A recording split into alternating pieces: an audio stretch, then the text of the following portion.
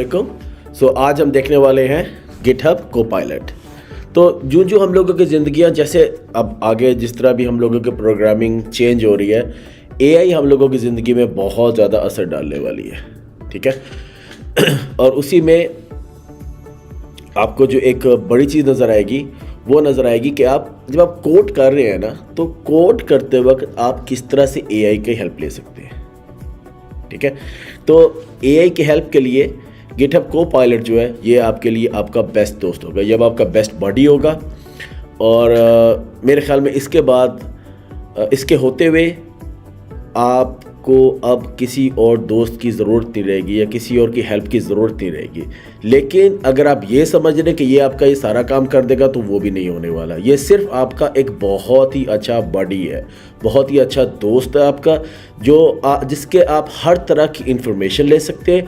और आपकी कोडिंग के जो जहाँ पे आप स्टक होते हैं ना, आपने तो ये चीज़ बहुत, आप लोग तो बहुत ही अच्छी जनरेशन में, बहुत ही अच्छे वक्त में आप लोग प्रोग्रामिंग कर रहे हैं, जहाँ पे क्या होगा कि हम लोगों को वक्तों में जब भी कोई स्पेशली कोई जूनियर डेवलपर होता था, उसको जाके कहीं जाके वो स्टक हो गया, कहीं पे जाके वो ब्लॉक हो गया, अब उसको समझ ही नहीं आती थी किससे जाके हेल्प ले, अपने किसी सीनियर के पास जाना पड़ता टाइम।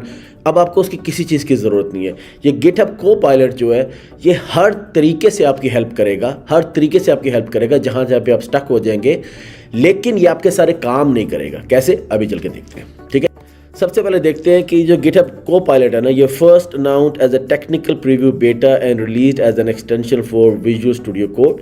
ये 29 जून 2021 को ये हुआ था। और उसके बाद फिर ये IDE JetBrains मतलब इंटेलिजे और इसमें भी मतलब अक्टूबर 2021 में ही ये आपके पास IDEs के अंदर भी इंटीग्रेट हो गया था, ठीक है। अच्छा, अब गिटहब कोपायलट है क्या, ये है क्या, भला क्या है ये, ठीक है। तो GitHub Copilot is an AI powered coding assistant developed by GitHub in collaboration with OpenAI, ठीक है। मैंने आपको क्या बोला, ये आपके लिए कोड राइट नहीं करेगा, ये AI से पावर्ड है, ठीक है। AI के मॉडल्स के थ्रू जो कोड ऑलरेडी डेवलप हो चुके हैं, उन सारी कोडिंग इंफॉर्मेशन के बेस के ऊपर ये आपका बहुत ही ज़बरदस्त असिस्टेंट है जो आपको कोड राइट करने में असिस्ट करेगा। लेकिन ये आपके लिए कोड राइट नहीं करेगा। इन दोनों चीज़ों में बहुत ही बारीक सा डिफरेंस है। ये आपके लिए कोड राइट नहीं करेगा। अगर आपको ये लग रहा है ना कि आप बस उसको ये बता दो कि भाई ये मेरे पूरे का पूरा कोड लिख के मेरे को दे दो, वो नहीं ये करने वाला। लेकिन जब आप कोड राइट करोगे ना, तो आपका जो काम 10 घंटे में होना था ना, वो ये काम आपका 1 घंटे में ज़रूर कर देगा, ठीक है। लेकिन आपकी इनपुट के बगैर ये कुछ नहीं कर पाएगा। Code auto completion powered by AI auto completes code using OpenAI Codex from single lines to full functions, ठीक है। ये ऑटो कंप्लीट के अभी मैं आगे जाके एक नई ऐसी एग्जांपल दूंगा जिससे आपको ना बिल्कुल क्लियर हो जाएगा, एटलीस्ट आपका कॉन्टेक्स्ट क्लियर हो जाएगा कि ये ऑटो कंप्लीट आपको कोड करेगा कैसे, ठीक है। और फिर क्या है, ये कॉन्टेक्स्ट अवेयर असिस्टेंट, ठीक है, adapt to your code style, libraries and project context, ठीक है। क्या है कि प्रोजेक्ट कॉन्टेक्स्ट क्या होता है प्रोजेक्ट कॉन्टेक्स्ट? प्रोजेक्ट कॉन्टेक्स्ट का मतलब ये है कि आपका जो प्रोजेक्ट है, जो भी कोड आप राइट कर रहे हैं ना, अब ये समझे कि आपने जब आप फंक्शन लिखते हैं, ठीक है, फंक्शन लिखने से पहले उसके ऊपर आप एक छोटा सा कमेंट डालते हैं ना कि इसके ये इनपुट पैरामीटर्स होंगे, इस फंक्शन से मैं मल्टीप्लिकेशन फॉर एग्जांपल अचीव करना चाहता हूँ, या फॉर एग्जांपल मैं मल्टीप्लिकेशन की यूटिलिटी ऐड कर रहा हूँ, या मैं मैथ की यूटिलिटी ऐड कर रहा हूँ, या मैं स्ट्रिंग की यूटिलिटी ऐड कर रहा हूँ। स्ट्रिंग की यूटिलिटी ऐड कर रहा हूँ तो उसके अंदर जो फंक्शन ऐड कर रहा हूँ उसको मैं बताऊँगा, मैं इसे सब स्ट्रिंग क्रिएट करने की कोशिश कर रहा हूँ। तो आप अपनी जो क्लास है ना, उसका कॉन्टेक्स्ट डिफाइन कर रहे हैं उन कमेंट्स के अंदर, राइट। या आपने जो नाम दिया फॉर एग्जांपल आपने नाम दिया स्ट्रिंग यूटिल्स, ठीक है, तो आपको कॉन्टेक्स्ट बता रहे हो, बस यही चीज़ है। ये आप जो इन्फॉर्मेशन इसको देते जाओगे ना, उसके मुताबिक ये अपने आप को अडेप्ट करता जाएगा।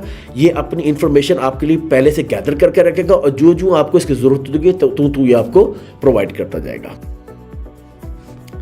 अच्छा, अब ये जो है ना, ये अगर आपको समझ आ गई ना, तो आप समझो आपको ये गिटहब कोपायलट की समझ आ गई। आपने ये जब गूगल पे सर्च करते हो, ठीक है, तो आपने उसकी जो ऑटो कंप्लीट की फंक्शनैलिटी देखी है, क्या होता है, आप जो जो लेटर टाइप करते जाते हो ना, आप उसको कॉन्टेक्स्ट उसको क्लियर होता जा रहा है, ऐसे ही है ना, उसको जो जो कॉन्टेक्स्ट क्लियर होता जाता है तो वो आपको ऑप्शंस देता है, और जैसे जैसे आप ज़्यादा उसको इन्फॉर्मेशन देते हैं वो आपको और ज़्यादा स्पेसिफिक इन्फॉर्मेशन जो आपको चाहिए, जो आपके दिमाग में है, वो उसके हिसाब से आपको और ज़्यादा बेहतर ऑप्शंस प्रोवाइड करना शुरू कर देता है।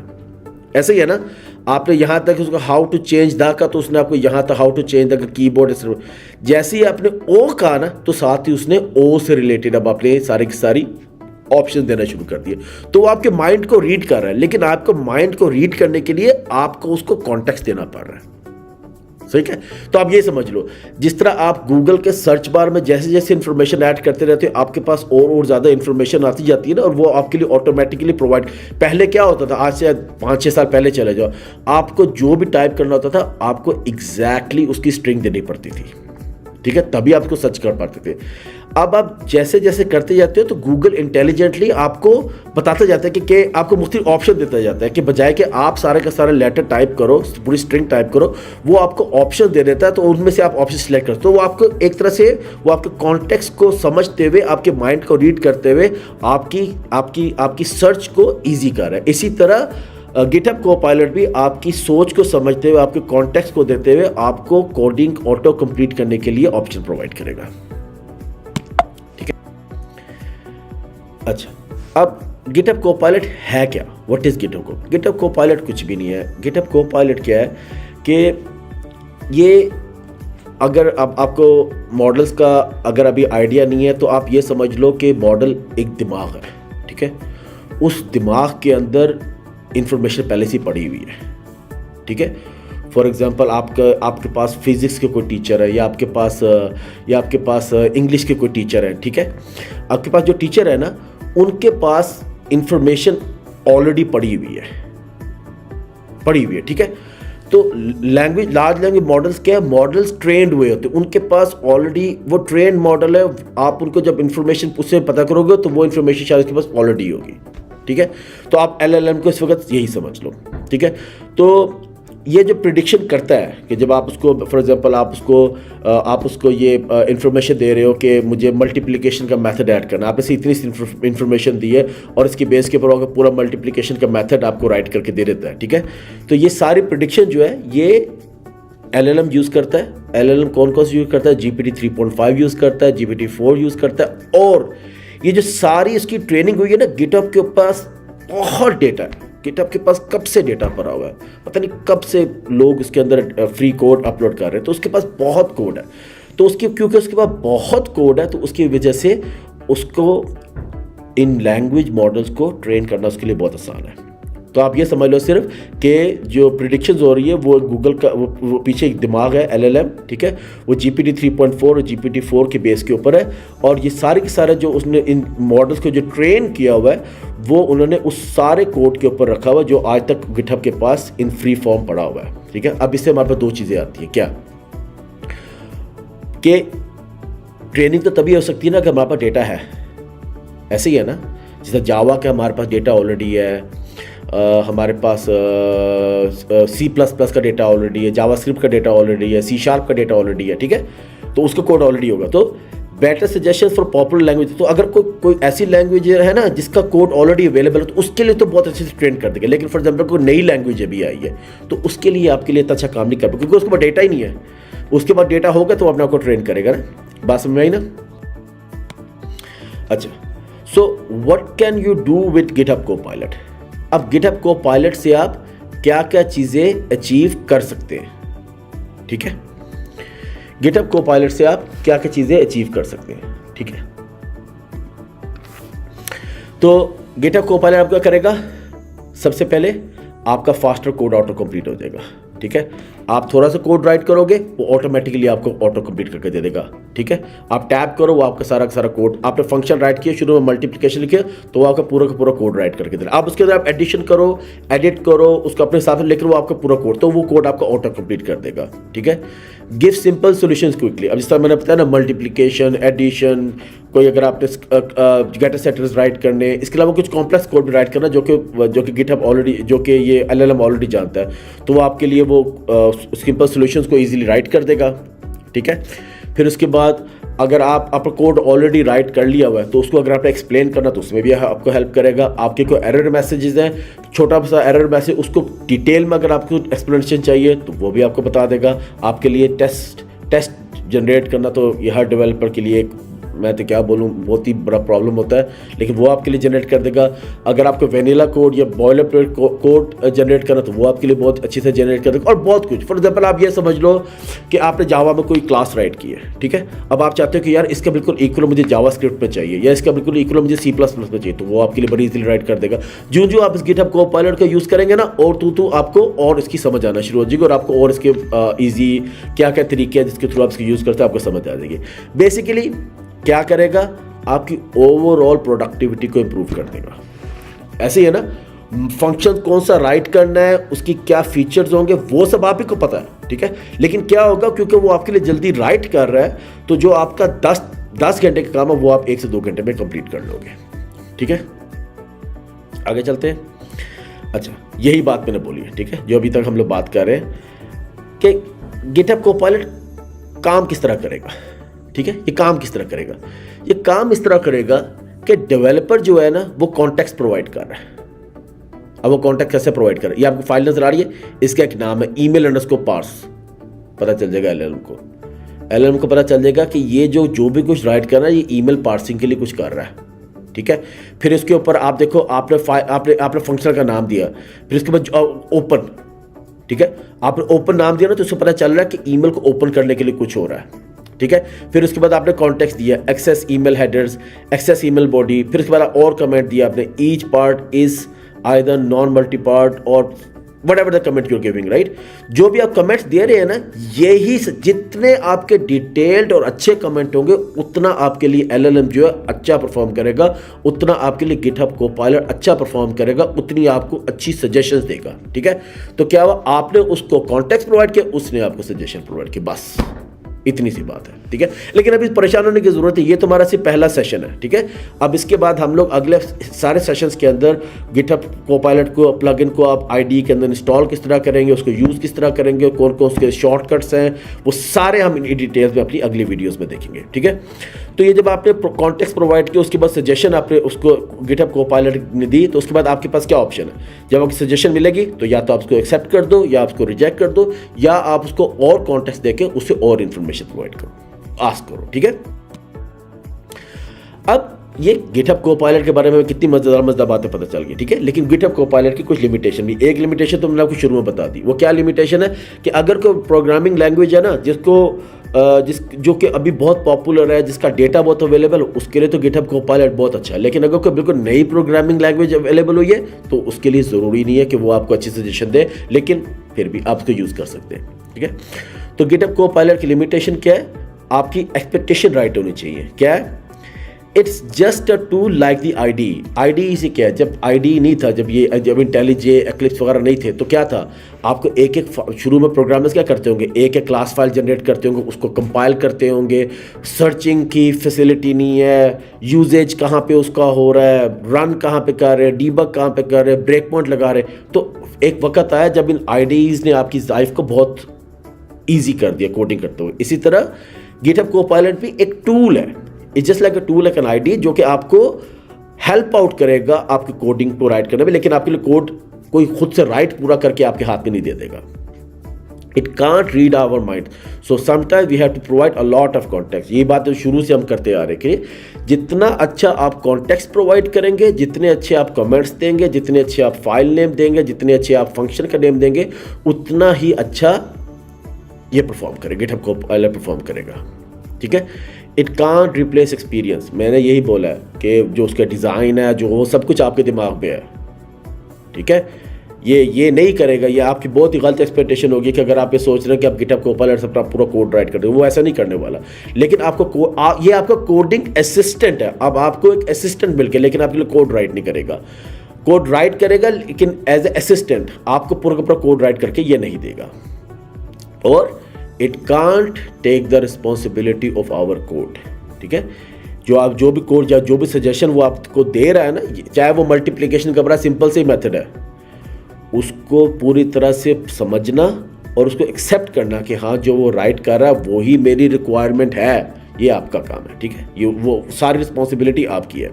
बेसिकली ये सिर्फ एक टूल है, एक असिस्टेंट है, लेकिन ये आपके लिए अगर आप 10 घंटे का काम 2 घंटे में करना चाहते हैं, वो आपके लिए बड़े अच्छे से करके देगा। लेकिन अगर आप ये चाहते हैं कि सारा का सारा आपका काम करके दे दे, तो ये आपके काम ख्याली, ऐसा कुछ भी नहीं होने वाला। सो गिटहब कोपायलट के इस सीरीज और लेक्चर में, अभी पिछले लेक्चर में हमने एक मेवन प्रोजेक्ट क्रिएट किया। अब हम इस वीडियो में देखेंगे कि हम कोपायलट के थ्रू मेथड्स और क्लासेस कैसे क्रिएट कर सकते हैं और वो हमारी लाइफ को कैसे आसान करता है, ठीक है। तो हम यहाँ पे एक नई क्लास क्रिएट करते हैं, ठीक है। उसका नाम हम रख देते हैं मैथ यूटिल, ठीक है। अच्छा, मैंने ये साथ कीबोर्ड ओपन किया है। कीबोर्ड मैंने इसलिए ओपन किया है क्योंकि जब मैं शॉर्टकट्स यूज़ करूँ तो फिर आपको बता सकूं कि मैंने क्या प्रेस किया है, ठीक है। अब यहाँ पे अगर अब आप देखो, हम लोग पिछली वीडियो से क्या बात कर रहे हैं कि हमने कॉन्टेक्स्ट देना है, ठीक है। अभी मैंने एक क्लास क्रिएट की है, उसका नाम है मैथ यूटिल, ठीक है। तो गिटहब कोपायलट जो है वो इंटेलिजेंट इनफ है ये जज करने के लिए कि मैं मैथ की यूटिलिटी से रिलेटेड कोई चीज़ बना रहा हूँ, तो मैं यकीनन ऐड, सब्ट्रैक्ट, मतलब इसी तरह का कोई मेथड बनाने की कोशिश कर रहा हूँ ना। अब यहाँ पे 2 तरीके हैं, ठीक है। या तो मैं एंटर प्रेस करूँ, ठीक है। जैसे ही मैंने एंटर प्रेस किया, आप देखो उसने मुझे साथ ही सजेशन दे दी कि मैं फैक्टोरियल टाइप का फंक्शन बनाने की शायद कोशिश कर रहा हूँ, ठीक है।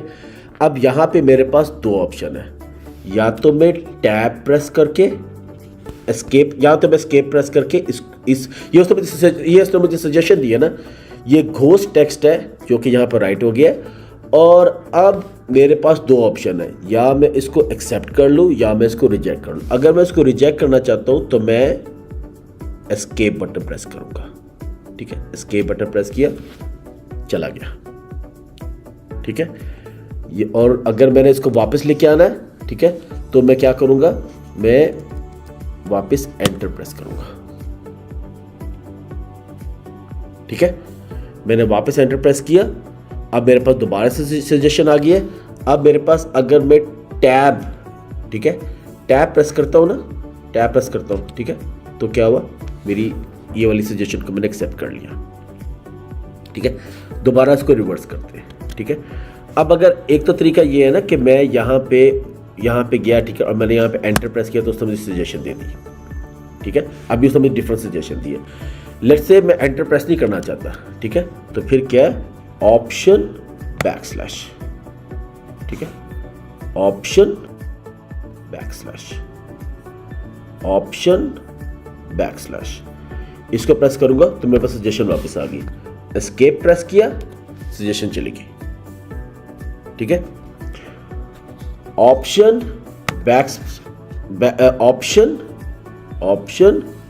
बैकस्लैश प्रेस किया, वापस दोबारा आ गई। अब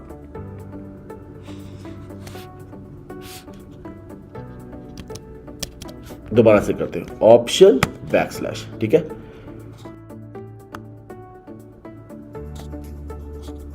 अब अगर मैं चाहता हूं कि मुझे नेक्स्ट सजेशन दिखाओ, ठीक है, तो फिर मैंने क्या किया, ऑप्शन क्लोजिंग स्क्वायर ब्रैकेट,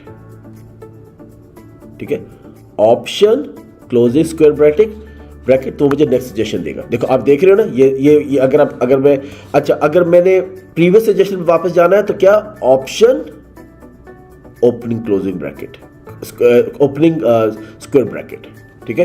तो ऑप्शन ओपनिंग स्क्वायर ब्रैकेट से पिछली suggestion, option closing square bracket से अगली सजेशन, ठीक है, ऑप्शन क्लोजिंग स्क्वायर ब्रैकेट से previous suggestion, option closing square bracket से नेक्स्ट सजेशन, ऑप्शन बैकस्लैश से सजेशन, ठीक है। इसको वापस एस्केप कर देता हूं, ऑप्शन बैकस्लैश किया, सजेशन आ गई, ऑप्शन क्लोजिंग स्क्वायर ब्रैकेट किया, नेक्स्ट सजेशन आ गई, देखा ये स्क्रीन चेंज हो गई है। अब अगर प्रीवियस वाले वापस जाना तो मैं क्या करूंगा, ऑप्शन ओपनिंग स्क्वायर ब्रैकेट, ठीक है, मैं वापस उसी पे चला गया, ठीक है। यहां से मैं टैब प्रेस करूं तो मैंने इसको एक्सेप्ट कर लिया, है ना मजेदार चीज, ठीक है। अच्छा, अब इसको हम थोड़ी देर के लिए बंद कर देते हैं, ठीक है। अब मैं क्या चाहता हूं कि एंटर प्रेस किया, ठीक है, उसने मुझे नेक्स्ट सजेशन दे दी, ठीक है। मैंने टैब प्रेस किया, ठीक है, फिर यहां पे एंटर प्रेस किया, ठीक है, उसने मुझे फिर सजेशन दे दी, ठीक है। अब मेरे पर है कि मैं उसको एक्सेप्ट करना चाहता हूँ, रिजेक्ट करना चाहता हूँ, ठीक है। फिर टैब प्रेस किया, आप देखो, अच्छा अब यहां पे ये बहुत मजेदार काम हुआ है, ठीक है। आप ये देखो क्या मजेदार काम हुआ है। आपका जो कोड ये जनरेट करेगा ना, ये जरूरी नहीं है कि हर दफा परफेक्टली कोड जनरेट करे, बात समझ में आ रही है ना। अब आप देखो, उसने कोड जनरेट कर दिया लेकिन ये तो एरर बन गया, ठीक है। यहां पे मैं उसको कह सकता हूं कि मुझे सजेशन दे, ठीक है। तो क्या ऑप्शन बैकस्लैश करता हूं, वो मुझे कोई सजेशन नहीं दे रहा, ठीक है। तो मुझे यहां पे एक्सपीरियंस काम आएगा, ठीक है। यहां पे क्या है, मुझे पता है कि मैं स्क्वायर ब्रैकेट डालूंगा, ये मैं अपनी ब्रैकेट डालूंगा तो मेरा ये कोड मेरा एरर खत्म हो जाएगा, ठीक है। अच्छा, यहां तक हो गया, ठीक है। अभी तक क्या हो रहा है कि हमारे पास कोई कंट्रोल नहीं है, ठीक है। मैं उसको सजेशन देता जा रहा हूं, मैं एंटर करता जा रहा हूं, वही मुझे सजेस्ट किया जा रहा है। लेकिन अब अगर मैं चाहता हूं कि यार मैं उसको कुछ और कॉन्टेक्स्ट देना चाहता हूं, ठीक है। जितना आप ज्यादा कॉन्टेक्स्ट देंगे ना, जितना आप उसको अपना इंटेंट क्लियर करेंगे, उसी हिसाब से वो आपको सजेशन देगा, ठीक है। अब फॉर एग्जांपल यहां तक हमने उसको सिर्फ इतना बताया हुआ था कि भाई हम एक मैथ यूटिलिटी बना रहे हैं, ऐसे ही है ना। अब मैथ यूटिलिटी बना रहे हैं, उस मैथ यूटिलिटी के अंदर हम क्या बनाना चाहते हैं, ठीक है। लेट्स सपोज मैं कहता हूं कि मैं कहना चाहता हूं कि मैं कहता हूं, चलो मैं कमेंट डाल दूं, ठीक है। मैं उसको कहता हूं कि method to return an array of even numbers up to n, ठीक है। मैंने उसको अपना इंटेंट कितना क्लियर किया है, ठीक है। मैंने उसको कहा कि मुझे एक एरे चाहिए। अब अगर मैं एंटर प्रेस करता हूं, ठीक है, ये देखिए उसने मुझे नंबर दे दिया, ठीक है। अब मेरे पास है कि मैं उसको एक्सेप्ट करना चाहता हूं या मैं उसको रिजेक्ट करना चाहता हूं, ठीक है। अब मैंने उसको एक्सेप्ट कर लिया, ठीक है। अब यहां पे मेरे पास अपने हिसाब, अब फॉर एग्जांपल मैं एक और करता हूं, मैं कहता हूं method to return an array of prime numbers up to n, ठीक है। उसने मुझे दे दिया।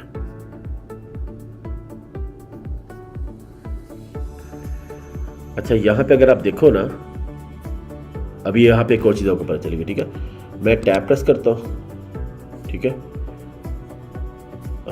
ये बिल्कुल ठीक हो गया, ठीक है। तो ये वाला मेथड मेरा उसने इंप्लीमेंट पूरा करके दे दिया, ठीक है। अब मेरे ख्याल में होपफुली आपको समझ आ गई होगी कि आपको थोड़ा सा आइडिया हुआ होगा कि हम कोपायलट को यूज़ करते हुए किस तरह अपने कोड को जनरेट कर सकते हैं। इसी तरह आप CRUD ऑपरेशंस भी यूज़ कर सकते हैं और काफ़ी चीज़ें क्रिएट कर सकते हैं। यहाँ तक इस वीडियो को हम यहाँ तक ख़त्म करते हैं, ठीक है। इसके बाद इंशाल्लाह मैं इसके साथ कोपायलट के साथ मोर कॉम्प्लेक्स कोड क्रिएट करने की कोशिश करेंगे। सो आज हम देखेंगे कि GitHub कोपायलट के प्लगइन को हम अपने IntelliJ में कैसे इंस्टॉल करें, ठीक है। तो उसको इंस्टॉल करने से पहले सबसे पहला स्टेप है कि चेक कर लें कि आपकी JDK इंस्टॉल भी है कि नहीं, ठीक है।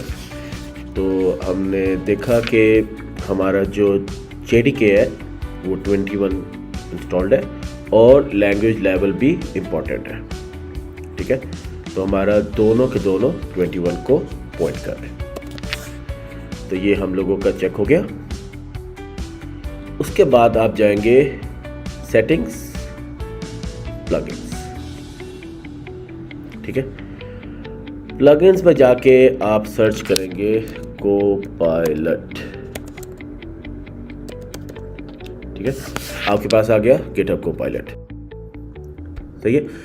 जो आपको एक बात बता दूं कि इंटेलिजे का अपना एआई असिस्टेंट भी बहुत अच्छा है, लेकिन गिटहब कोपायलट के लेवल का नहीं है। क्योंकि आप ये सोचो जितना डेटा गिटहब कोपायलट के पास है ना, कि बहुत ज़्यादा कोड है उसके पास। तो जो जिस तरह से वो GPT-4 को ट्रेन करके अपने लिए यूटिलाइज कर सकता है ना, वैसे आई डाउट कि इंटेलिजे कर पाएगा, ठीक है। तो इसलिए हम गिटहब कोपायलट को समझने की कोशिश करेंगे। इसको हम करेंगे इंस्टॉल, एक्सेप्ट, ठीक है।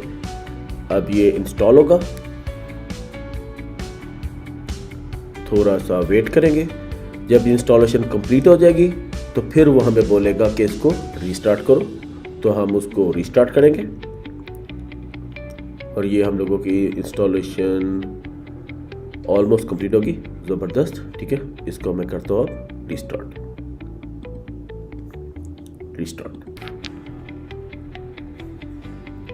ठीक है। अब अगर हम देखें तो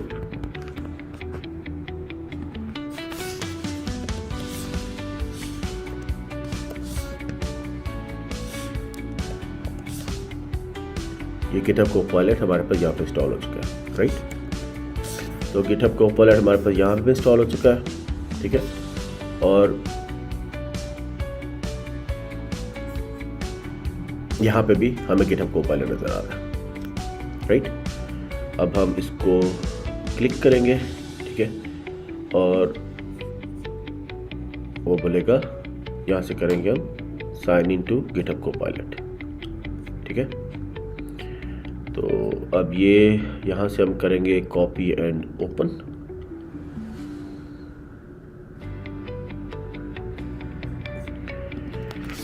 यहाँ पे मैं अपना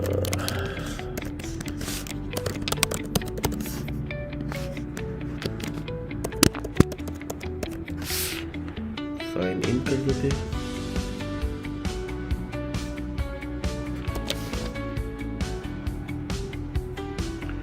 कंटिन्यू किया और अब यहाँ पे वो मैं कह रहा है कि अपना कोड डालो, राइट। तो हम वापस जाएंगे और ये मेरा कोड है A244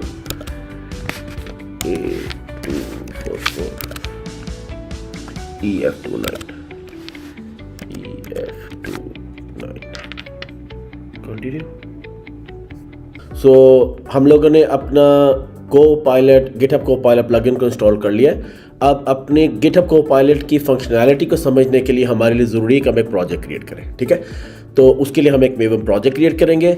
जिन जिन लोगों को उनको मेवन प्रोजेक्ट क्रिएट करना आता है इंटेलिजे के अंदर, वो इसको स्किप कर सकते हैं और अगली वीडियो पर जा सकते हैं। जिन जिन को नहीं पता वो प्लीज़ इसको क्विकली देख सकते हैं, ठीक है।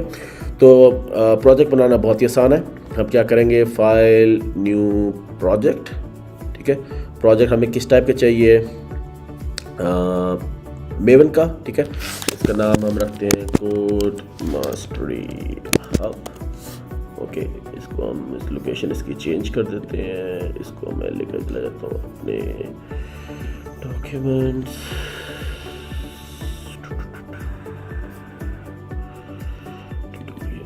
Projects, okay, open.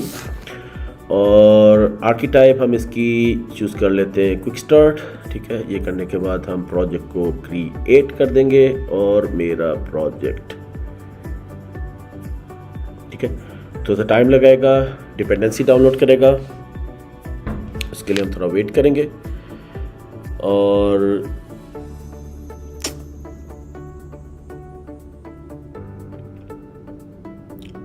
मेवन, क्योंकि मेवन के बारे में मैं इन डिटेल ज़्यादा डीप में तो नहीं जाऊंगा इस वीडियो के अंदर कि ये प्रोजेक्ट कैसे, मेवन क्या है। यहाँ हम लोग गिटहब कोपायलट को देख रहे हैं, तो इसलिए मैं गिटहब कोपायलट के ऊपर ही रहूँगा, ठीक है। दैट्स इट, मेरा प्रोजेक्ट क्रिएट हो गया। हम गिटहब को पायलट की हेल्प के थ्रू एक एम्प्लॉय क्लास को क्रिएट करने की कोशिश करेंगे। गिटहब को पायलट क्या करता है?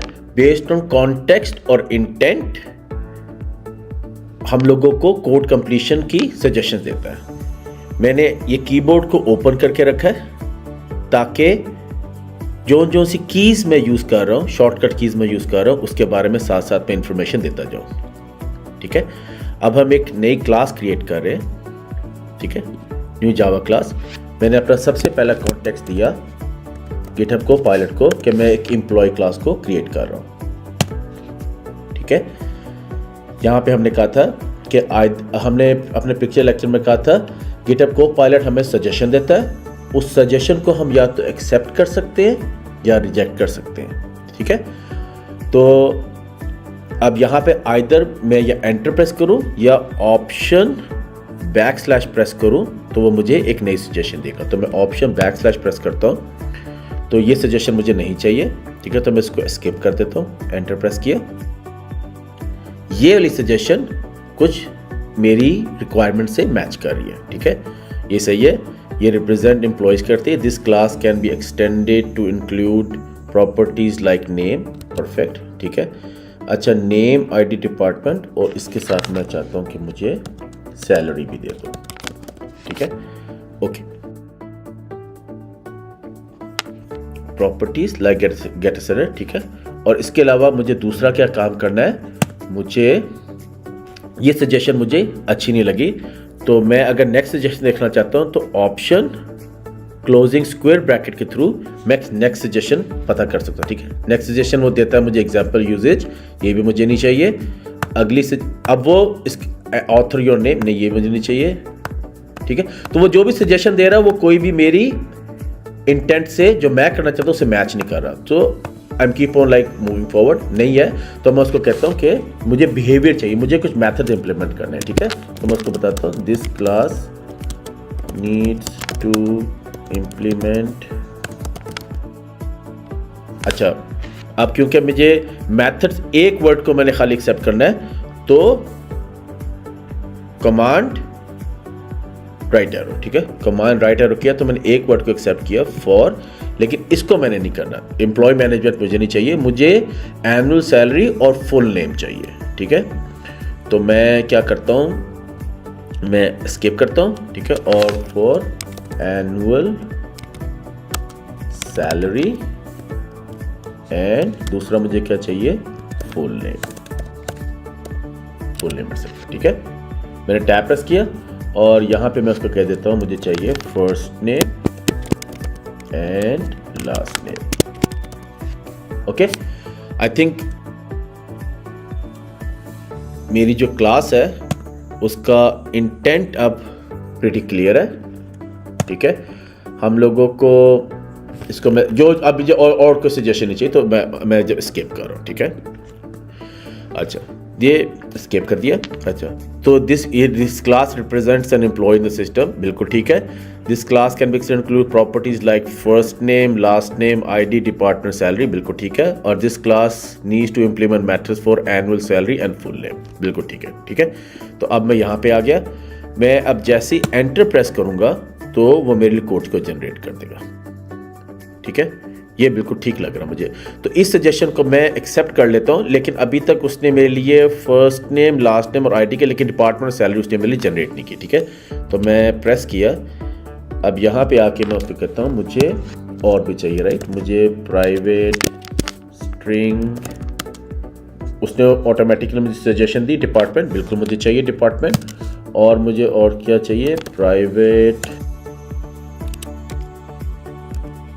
Double salary. ठीक है, ये हो गया मेरे पास। ठीक है, उसने मुझे गेट फुल नेम दिया, गेट फुल नेम दिया, गेट आईडी दिया, लेकिन मुझे अच्छा गेट फुल नेम दे दिया, गेट आईडी उसने मुझे दिया, लेकिन मुझे डिपार्टमेंट और सैलरी भी चाहिए, राइट? तो मैं आगे जाता हूँ, मैं इसको राइट करता हूँ पब्लिक स्ट्रिंग डिपार्टमेंट। मुझे ऑटोमेटिकली सजेशन दे रहा है, बिल्कुल मुझे चाहिए। एंटर प्रेस किया। ठीक है, सेट डिपार्टमेंट मुझे नहीं चाहिए, एस्केप प्रेस किया। ठीक है, मुझे इसे गेटर मेथड चाहिए। ठीक है, और मुझे एस्केप प्रेस किया। अच्छा, अब मैं ये command option square bracket closing square bracket करके देखता हूँ कि वो मुझे नेक्स्ट सजेशन देता है कि नहीं जो मैं चाहता हूँ। ठीक है, सेट डिपार्टमेंट, सो वो मुझे और कहीं नहीं दे रहा, लेकिन मुझे चाहिए get salary, right? Get salary नहीं ना अभी तक मेरे पास, so public double get salary. अब ये सजेशन मेरी रिक्वायरमेंट से मैच करती है। ठीक है, तो मैंने ये गेट सैलरी ले लिया।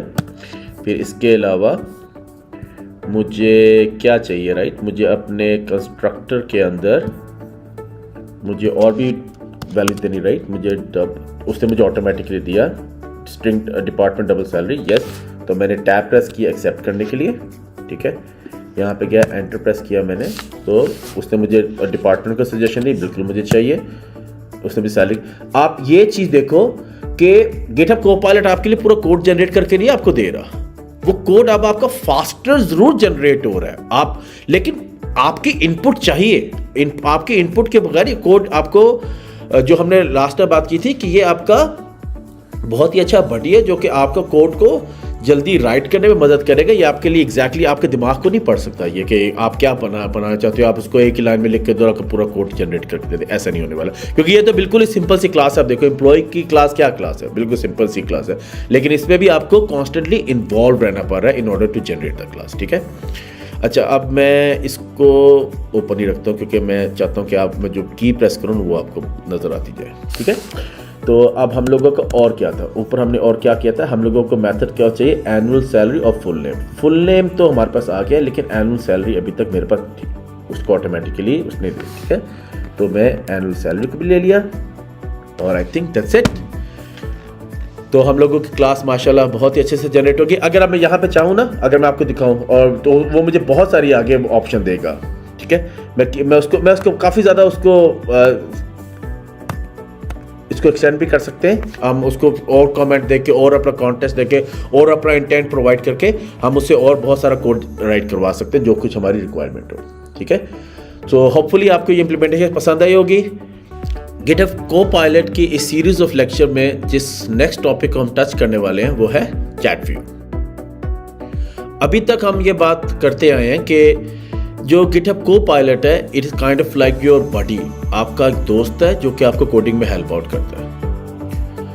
अपनी पिछली वीडियोस के अंदर जितना भी अभी तक हम लोग देखा है उसमें क्या है कि आप गिटहब कोपायलट को कॉन्टेक्स्ट प्रोवाइड करते हो और कॉन्टेक्स्ट आप प्रोवाइड करते हो आइदर बाय, अब या तो आप को फाइल का नेम प्रोवाइड कर रहे हो, ठीक है, या आप कमेंट ऐड कर रहे हो, ठीक है, या आप मेथड का नेम प्रोवाइड कर रहे हो और उसकी बेस के ऊपर GitHub Copilot intelligently right guess out करता है कि आपको क्या इन्फॉर्मेशन चाहिए। ठीक है, उसकी बेस के ऊपर आपको सजेशंस मिलती हैं, आप उसको एक्सेप्ट करते हो या रिजेक्ट करते हो। बट लेकिन अब एक और बात तो देखो कि अगर आपको कोई डीपर डिस्कशन चाहिए, ठीक है, या आपको कोई एरर आ गया कोई और आप चाहते हो कि आप गिटहब कोपायलट इतना इंटेलिजेंट हो कि आप उसको पूरे का पूरा एरर प्रोवाइड कर दो और पूरी एरर को देख के ऊपर वो खुद से एनालाइज करे और आपको कोई सोल्यूशन दे।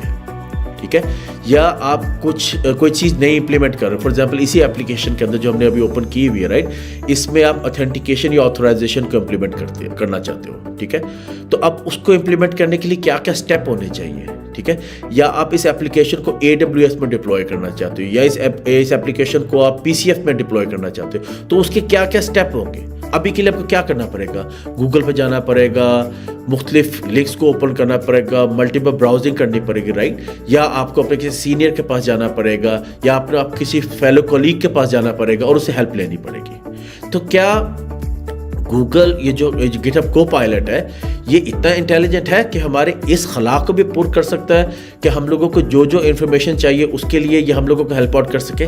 बिल्कुल कर सकता है। और उसको इम्प्लीमेंट करने के लिए वो किस तरह इम्प्लीमेंट करेगा? Through chat view. ठीक है, अब चैट व्यू को अगर हमने चैट व्यू क्या है उसको हम ओपन कैसे करेंगे और उससे हम इंटरेक्ट कैसे करेंगे, ये अब हम अपने इस लेक्चर में आगे चल के ये देखते हैं। ठीक है, अगर मैंने गिटहब कोपायलट को चैट व्यू को ओपन करना, राइट, तो मैं इसके इस आइकन पर जाऊंगा, इसको क्लिक करूंगा, ठीक है, और मेरी फर्स्ट ऑप्शन क्या है?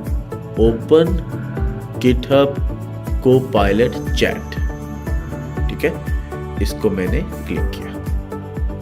ठीक है, तो मेरा चैट व्यू ओपन हो गया। ठीक है, अब मैं यहाँ पे अभी आपने क्या किया, ठीक है, फॉर एग्जाम्पल मैं ऐसे कहता हूँ ये मेरी एक एप्लीकेशन है, ये मेरी एप्लीकेशन राइट। मैं कहता हूँ इससे क्वेश्चन पूछता हूँ, how to deploy the application in AWS। एक वैलिड क्वेश्चन है ना, और मुझे उसका आंसर चाहिए। प्रेस किया तो GitHub Copilot सारी आपकी इंफॉर्मेशन को प्रोसेस करता है और उसकी बेस के ऊपर आपको step by step information provide कर देता है कि आप इस एप्लीकेशन को AWS पे कैसे डिप्लॉय करेंगे। ठीक है, आप फॉर एग्जांपल मैं उससे क्वेश्चन पूछता हूँ, how to implement authentication and authorisation in my current application. ठीक है, एंटर प्रेस किया, वो इस सारी की सारी इंफॉर्मेशन को एनालाइज करता है।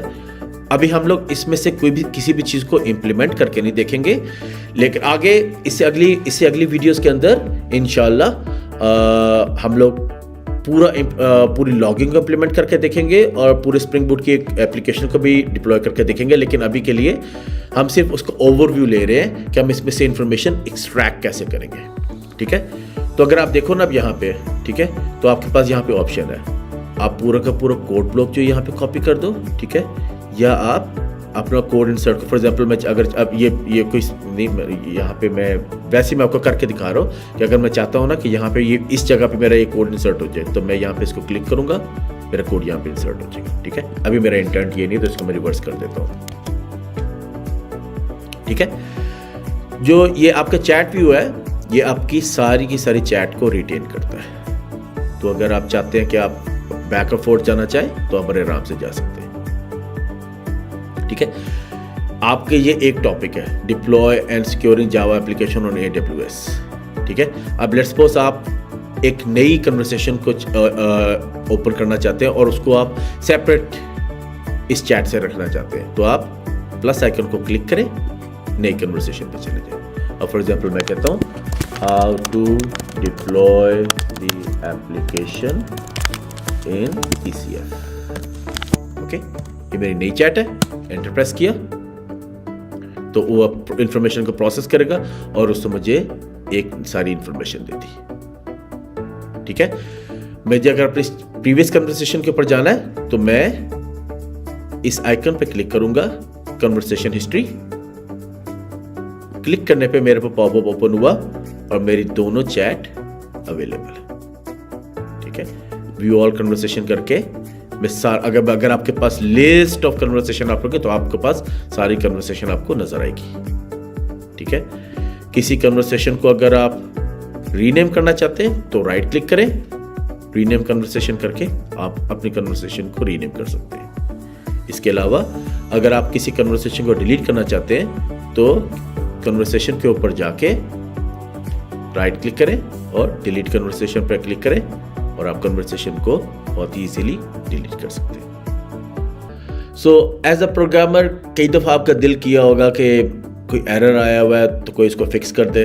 ठीक है, कोई कोड है आपको समझ नहीं आ रहा तो कोई इसको समझा दे, राइट। तो GitHub Copilot इसी काम के लिए है। लेकिन अभी तक जितना भी हमने कोड जनरेट किया है ना, उसको अगर आप देखो तो हमने कैसे जनरेट किया कि आपने फाइल नेम के बेस, आप कॉन्टेक्स्ट और इंटेंट के ऊपर सारा चल रहे हैं, राइट। सो आप अपना कॉन्टेक्स्ट और इंटेंट अभी तक कैसे प्रोवाइड कर रहे हैं, आपने फाइल का नेम जो दिया, फॉर एग्जांपल एम्प्लॉय दिया, तो उसके बेस के ऊपर आपका कोड जनरेट हो गया। GitHub Copilot इंटेलिजेंटली गेस कर रहा है कि आप एम्प्लॉय के लिए कुछ करना चाह रहे हैं, राइट। और फिर आप कमेंट्स दे रहे हैं और उस कमेंट के ऊपर एग्जैक्टली वही नहीं हो रहा जो आप करना चाह रहे हैं, राइट। तो इस चीज़ को कैसे ओवरकम किया जाए, राइट। तो हमारे पास एक मैजिक है और उस मैजिक का नाम है inline chat, right. Inline chat. अभी इनलाइन चैट क्या है, ठीक है। इनलाइन चैट से आप बेतहाशा काम ले सकते हैं, ठीक है। आप काम ले सकते हैं, फॉर एग्जांपल आपको मेथड ऐड करना चाहते हैं तो आप मेथड ऐड कर लें, ठीक है। आप किसी कोड को एक्सप्लेन करवाना चाहते हैं तो बजाय कि आप किसी अपने फेलो कोलीग के पास जाएं और उसका टाइम अर्न करें, उसका टाइम कंज्यूम करवाएं, आपको वो कोड एक्सप्लेन कर देगा। ठीक है। उसके बाद आप किसी एग्जिस्टिंग मेथड को रीफैक्टर करवाना चाहते हैं तो आप मेथड को रीफैक्टर करवा लें, ठीक है। आप कोई नया कोड ऐड करना चाहते हैं, ठीक है, तो कोई नया कोड ऐड कर लें, ठीक है। अब फॉर एग्जांपल लेट्स राइट, अब मैं कमेंट ऐड नहीं कर रहा, ठीक है। मैं उसको कहता हूँ कि भाई what you do for me is right, okay, give me a method, okay, that check an array of integers, check if it has more than 5 even numbers, ठीक है। तो मैंने उसको पूरी रिक्वायरमेंट दे दी। अब मेरे को कमेंट वगैरह नहीं ऐड कर रहा कि वो गैस करे कि मैं क्या करना चाह रहा हूँ, मैंने उसको एग्जैक्टली स्पेसिफिकली अपनी रिक्वायरमेंट दी है, ठीक है। चलें अब एंटर प्रेस करते हैं, देखते क्या होता है।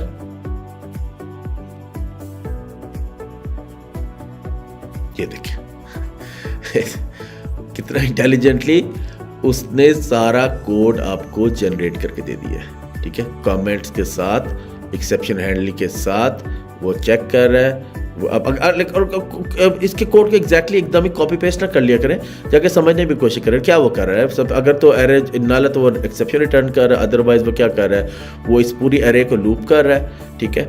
और वो जब भी उसका क्राइटेरिया मीट होता है तो वो काउंट को प्लस प्लस कर देता है, 0 से इनिशियलाइज किया हुआ। अगर काउंट ग्रेटर देन 5 होता है तो वो रिटर्न थ्रू कर देता है, एल्स वो रिटर्न फॉल्स कर देता है, ठीक है। अब आपके पास यहाँ पे 2 ऑप्शन है, या तो आप इस पूरे कोड को कॉपी करें और उसको पुट कर लें वेरेवर यू वांट, और आप उसको directly insert the code and cursor भी कर सकते हैं, ठीक है। तो आपने कोड को कर्सर पे इंसर्ट किया, पीछे गया, ये देखिए सर माशाल्लाह आपका कोड रेडी हो गया, ठीक है। आप फॉर एग्जांपल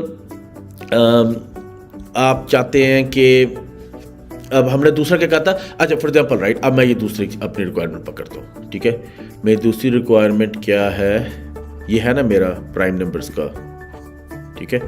मैं चाहता हूँ कि इसको रीफैक्टर करो, ठीक है।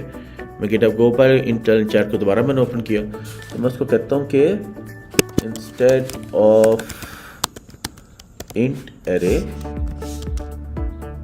I want to return a list of integers. Okay, let's see क्या करता हूँ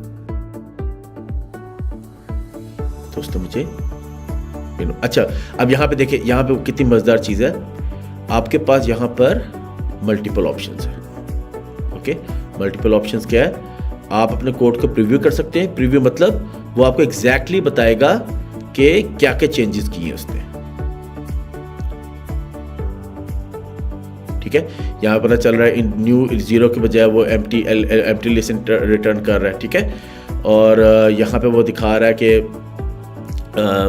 इंटीजर एरे के बजाय वो लिस्ट ऑफ इंटीजर रिटर्न कर रहा है, ठीक है। आप उसको रीट्राई करने को भी कह सकते हैं। आप कह सकते हैं कि भाई मुझे ये पसंद नहीं है, तुम उसको दोबारा ट्राई करो, ठीक है। तो उसने उसको दोबारा, अब ये उसने डिफरेंट इंप्लीमेंटेशन दी, आपको दोबारा को डिफरेंट इंप्लीमेंटेशन, तो डिफरेंट इंप्लीमेंटेशन, तो वो आपको डिफरेंट इंप्लीमेंटेशन भी उसकी करके दे रहा है, ठीक है। एक ही आपको इंप्लीमेंटेशन नहीं दे रहा, ठीक है। तो आप इस कोड को कॉपी करो, ठीक है, और आप इसको यहाँ पे पेस्ट कर सकते हो अगर आप चाहो तो, ठीक है। मैं इसको भी पेस्ट नहीं कर रहा, ठीक है। तीसरा हमने क्या कहा कि अब फॉर एग्जांपल मैं एक काम करता हूँ, राइट, मैं अच्छा ये सिर्फ और सिर्फ ना आपके कंपाइल टैब है, रेडी। फॉर एग्जांपल मैं यहाँ पे कर देता हूँ, राइट, मैं इसको 1 कर देता हूँ, ठीक है। अब मैं उसको कहता हूँ कि GitHub Copilot inline chat fix the error for me, ऐसी कर सकता है कि नहीं कर सकता, ठीक। साथ ही उसने आपको जो आपने चेंज किया था उसने वापस आपको बता दिया, राइट। और क्या है, फॉर एग्जांपल अब अगर आप चाहते हो कि आपको इस कोड की समझ नहीं आ रही, राइट, या फॉर एग्जांपल आपको इस कोड की समझ नहीं आ रही, राइट, तो आप इस कोड को सिलेक्ट करो और GitHub Copilot पर जाओ, इनलाइन चैट के ऊपर जाओ और एक्सप्लेन दिस फंक्शन,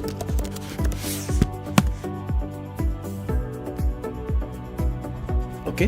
तो अगर आप देखो तो वो आपको बहुत ही अच्छे से एक्सप्लेन कर रहा है। This has more than 5 function checks if the given integer array contains more than 5 even numbers. It iterates through the array, counts non-null even numbers and return true as soon as the count exceeds 5. If not, it returns false. If the input array is null, it throws illegal argument exception. So उसने आपको एक इसकी complete description दे दी है।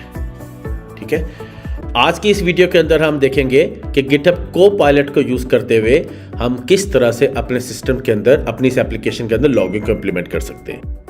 ठीक है, लेकिन channel में इस वीडियो को आगे बढ़ने से पहले मेरे चैनल को सब्सक्राइब कर ले और बेल आइकन को क्लिक कर ले ताकि आपको इस तरह की मोर इन्फॉर्मेटिव वीडियोस मैं आप तक पहुंचा सकूं।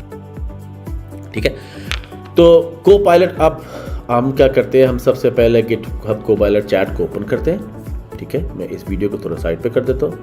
ठीक है, और यहाँ पे जाके अब मैं लिखता हूँ, मैं सबसे पहले अपनी जो प्रीवियस कन्वर्सेशन है इसको डिलीट कर देता हूँ। ठीक है, ताकि कन्फ्यूजन आए। ठीक है, अच्छा अब मैं करता हूँ how can I implement logging into my application. ठीक है,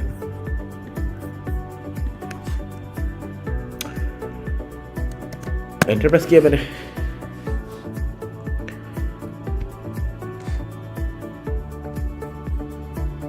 ठीक है, ज़बरदस्त हो गया। अब उसने मुझे 3 स्टेप प्रोसेस दिया है। ठीक है, तो सबसे पहले तो ये मुझे सजेस्ट करता है कि मैं pom.xml को ओपन करूं। ठीक है, और यहाँ पर जाके मैं डिपेंडेंसीज को ऐड कर दूँ। अब मेरे पास 2 तरीके हैं, या तो मैं यहाँ से इस कोड को कॉपी कर सकता हूँ और यहाँ पे जाके इसको पेस्ट कर सकता हूँ, या सेकंड जो मुझे पसंद है वो ये कि आपने जहाँ पे अपने कोड को पेस्ट करना है वहाँ पे इसको लेके जाए और वहाँ पे जाके आप अगर ये वाली ऑप्शन सेलेक्ट करते हैं जो कि insert code block at cursor, right, तो मेरा ये यहाँ पे मेरी डिपेंडेंसीज ऐड हो गई।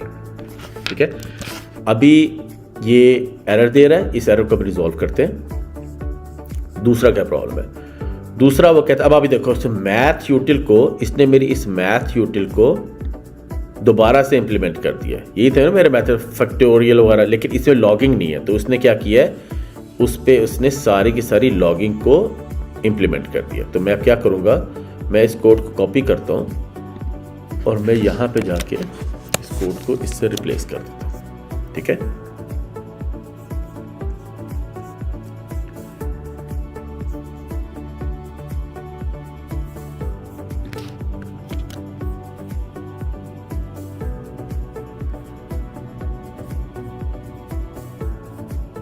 तो उसने जो मेरा कोड एग्जीक्यूट किया था ना, उसने बाकी सारे मेथड को डाला नहीं बीच में। ठीक है, तो वापस लेके आते हैं और उसको लेट्स से उसको क्या क्या देखते हैं, generate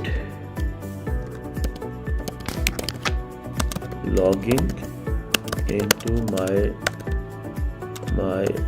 math यूटिल class for all the methods.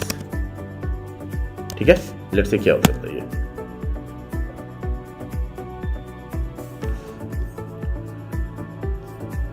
तो अब उसने मेरी पहले वाले जो ऊपर जो था ना, मैं इस पर पीछे भी जा सकता हूँ, हम पीछे जाएंगे। यहाँ पे उसने मुझे बस यहाँ तक ही किया था, बाकी में उसने क्रिएट नहीं किया था। ठीक है, तो मैंने उसको बोला है कि सारे के सारे मेथड्स के अंदर लॉगिंग डालो, तो उसने सारे मेथड्स के अंदर लॉगिंग डाल के मुझे दे दिया।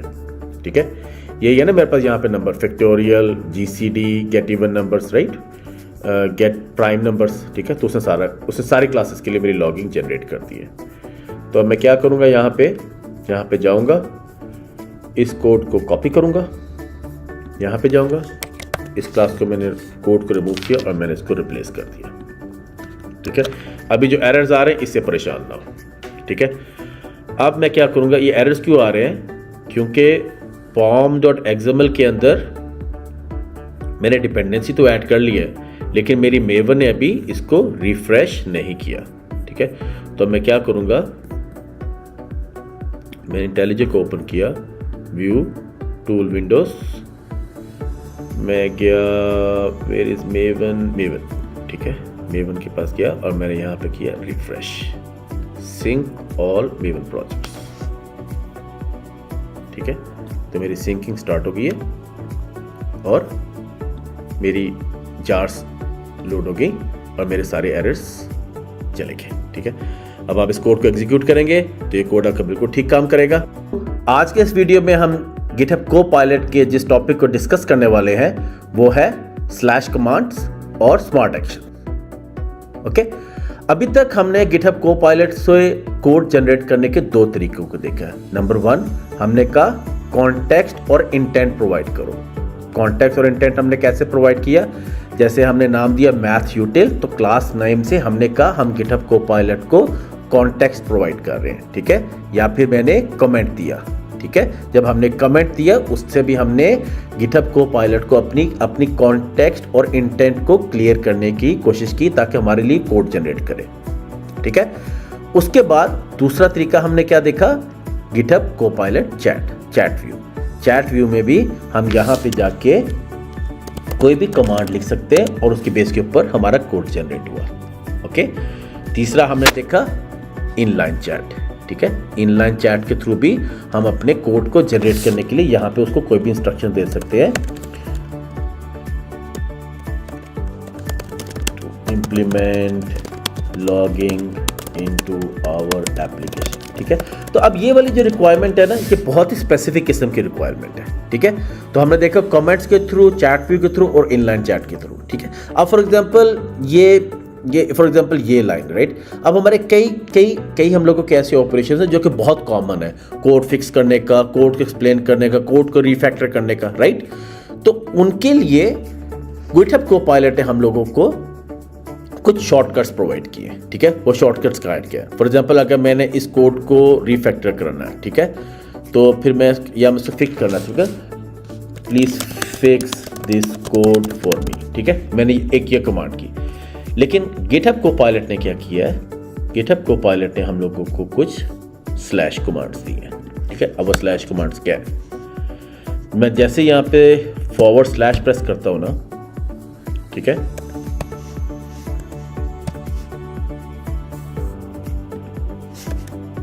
ठीक है। तो अब आप देखो उसने मुझे बंच ऑफ कमांड्स दे दी, ठीक है। अब ये क्या है, ये शॉर्टकट है, ठीक है। मैंने फैक्टोरियल मेथड को अगर एक्सप्लेन करवाना है तो मैं उसको कहता हूं स्लैश एक्सप्लेन, ठीक है, और रन किया तो उसने मेरे लिए अभी हम लोगों को तो पता है कि फैक्टोरियल मेथड क्या करता है। लेट्स सपोज आपको पता ही नहीं कि ये मेथड क्या करता है, तो आप देखो उसने मुझे इस पूरे मेथड को अच्छे से एक्सप्लेन करके दे दिया है, right. The factorial method calculates the factorial of a non negative integer and blah blah blah, right, correct. और देखते हैं और हमारे पास कौन सी कमांड है, ठीक है। स्लैश फीडबैक ये कि अगर आप ना जाके मतलब गिटहब कोपायलट को कोई फीडबैक देना चाहते हो, आपके पास फीडबैक देने के और भी तरीके हैं। जिस तरह गिटहब कोपायलट ने आपके लिए ये एक्सप्लेनेशन जनरेट की है ना, आपके पास ऑप्शन है, आप उसको बता दो, अब थम्स अप कर दो, थम्स डाउन कर दो। उससे क्या होगा कि गिटहब कोपायलट इस फीडबैक को यूज़ करते हुए ना अपने सेल्फ इंप्रूवमेंट, जो भी उसने सजेशंस के ऊपर इंप्रूवमेंट देनी है तो वो इंप्रूवमेंट करता है, ठीक है। अब फॉर एग्जांपल, अब ये बहुत अच्छी, ठीक है।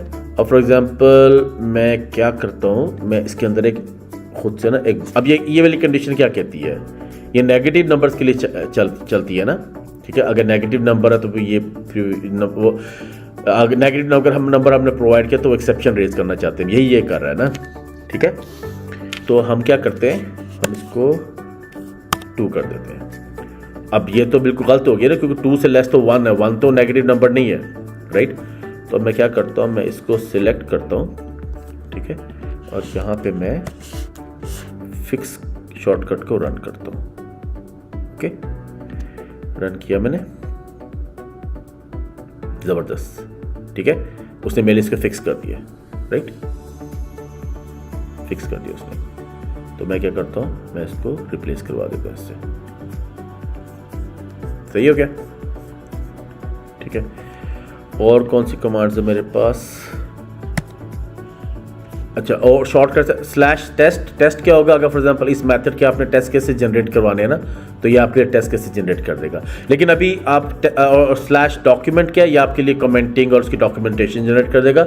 स्लैश टेस्ट और स्लैश डॉक को अभी थोड़ी देर के लिए हम लोग होल्ड पे रखते हैं, क्योंकि इससे अगली वीडियो के अंदर मैं आपको क्लियरली एक्सप्लेन करूंगा कि टेस्ट कैसे जनरेट किए जाते हैं। ठीक है, ये वाली अच्छी कमांड है सिंप्लीफाई। सिंप्लीफाई क्या करेगा? आपके इस कोड में अगर कुछ रिडंडेंसी हो रही है या ये रिफैक्टर कर सकता है तो ये उसको रिफैक्टर कर देगा, राइट। लेट्स ट्राई, हाँ देखते हैं क्या होता है। मैं अपने इस GCD मेथड को ना, मैं कहता हूँ इसको सिंप्लीफाई कर दो, सही है। रन करते देखते हैं क्या करता है। हाँ ठीक है, क्या किया इसने? b = 0 रिटर्न नहीं, ये तो ठीक है। और ये इसने रिटर्न GCD कर दिया। अच्छा आपको बताऊं, ये ना, ये मुझे इतनी कोई अच्छी चीज़ नहीं लगी। ठीक है, अब इसीलिए मैं कह रहा हूं आपको ना कोड को देखना। तो उसने मेरी लॉगिंग को ही रिमूव कर दिया। मैं तो लॉगिंग को रिमूव नहीं करना चाहता। ठीक है, अब लेट्स सपोज हम एक ट्राई करते हैं। ओके, मैं क्या करता हूं, मैं कहता हूं कि इंट रिजल्ट, ठीक है, एक मिनट, रिजल्ट = GCD।